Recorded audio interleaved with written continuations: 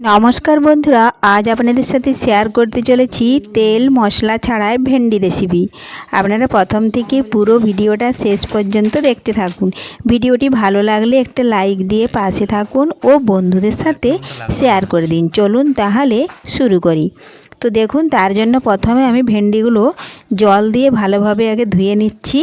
এই দেখুন ধুয়ে একটা কড়াইয়ের মধ্যে দিয়ে দেব। এই যে কড়াইয়ের মধ্যে তুলে নিচ্ছি।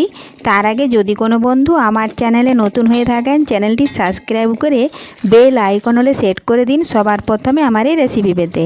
দিয়ে দিলাম স্বাদ মতো লবণ আর দিয়ে দিচ্ছি আমি পরিমাণ মতো জল। খুব বেশি জল দেওয়ার প্রয়োজন নেই কারণ ভেন্ডি সেদ্ধ হতে বেশিক্ষণ টাইম লাগে না, এজন্য আমি পরিমাণ মতো জলটা দিয়েছি।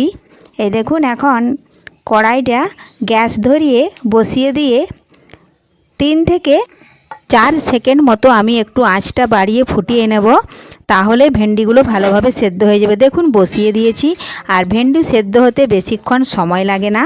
এই দেখুন ঢাকা দিয়ে দিলাম, কিছুক্ষণ অপেক্ষা করে নিচ্ছি। তো দেখুন বন্ধুরা 3 থেকে 4 সেকেন্ড পর আমি ফিরে এলাম, ঢাকাটা তুলে নেব। দেখুন ভালোভাবে ফুটিয়ে নিয়েছি। এখন একটু নাড়াচাড়া করে আমি একটা ভেন্ডি একটু হাত দিয়ে দেখে নেব সেদ্ধ হয়ে গেছে, তবু আমি হাত দিয়ে দেখে নিচ্ছি। এই দেখুন খুব ভালোভাবে সেদ্ধ হয়েছে। এর থেকে বেশি সেদ্ধ হয়ে গেলে কিন্তু সেটা ভালো হবে না, বেরিয়ে যাবে ফেটে।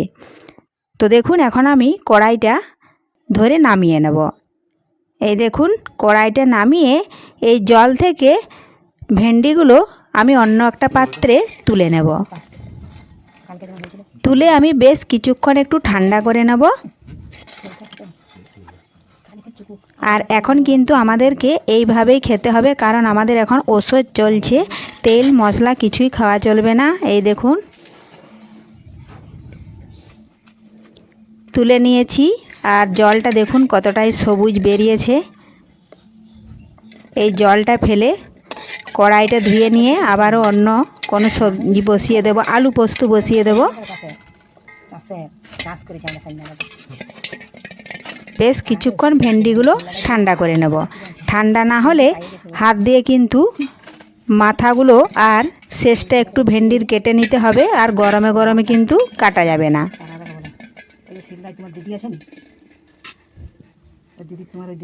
তো দেখুন বন্ধুরা আমি বেশ কিছুক্ষণ সময় নিয়ে ভেন্ডিগুলো ঠান্ডা করে নিয়েছি। এখন দেখুন এইভাবে কেটে দেখে নিতে হবে কারণ অনেক সময় ভেন্ডিতে পোকা থাকে। এই যে মাথার দিকটা একটু কেটে মাঝটাও একবার কেটে দেখে নিচ্ছি, কিন্তু একটা ভেন্ডিও পোকা নেই কারণ এই ভেন্ডিগুলো একদম টাটকা। এইভাবে সমস্ত ভেন্ডির মাথা আর শেষের দিকটা কেটে মাঝ বরাবর দেখে নিয়ে আবারও মাঝে দেখুন এইভাবে কেটে নিচ্ছি।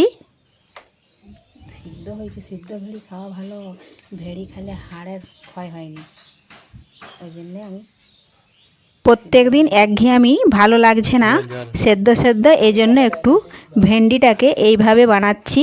এটাও কিন্তু খেতে খুবই ভালো লাগে এই পদ্ধতিতে।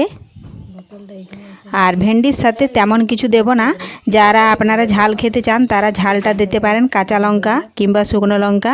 আমি কিন্তু দেখুন কেটে নিয়েছি। এখন দিয়ে দিচ্ছি স্বাদ মতো লবণ, কারণ আগে লবণ দিয়েছিলাম সে লবণটা কিন্তু জলের সাথে বেরিয়ে গেছে, এই জন্য আবারও সামান্য লবণ দিলাম। এখন দিয়ে দিচ্ছি ওপর থেকে 1 চামচ ঘি, কারণ ঘি আমাদের খেতে হয় এজন্য আমরা ঘি দিয়ে থাকি, কিন্তু তেল দেব না, তেল আমাদের খাওয়া চলবে না। দেখুন এইভাবে মাখিয়ে নিচ্ছি।